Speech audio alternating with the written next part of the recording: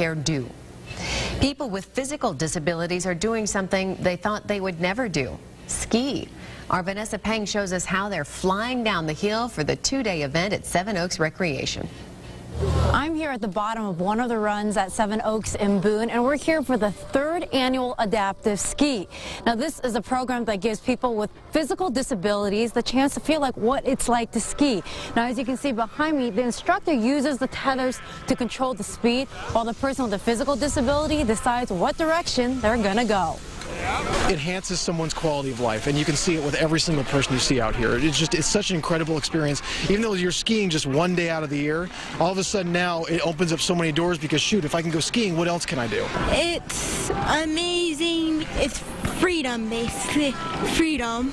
Now, this is only one day of skiing, but people at Adaptive Sports hopes this becomes a continual season-long event. Vanessa Peng, KCCI 8 News, Iowa's news leader. And by the way, Adaptive Sports Center offers more than 5,000 outdoor adaptive recreation activities a year-round all around.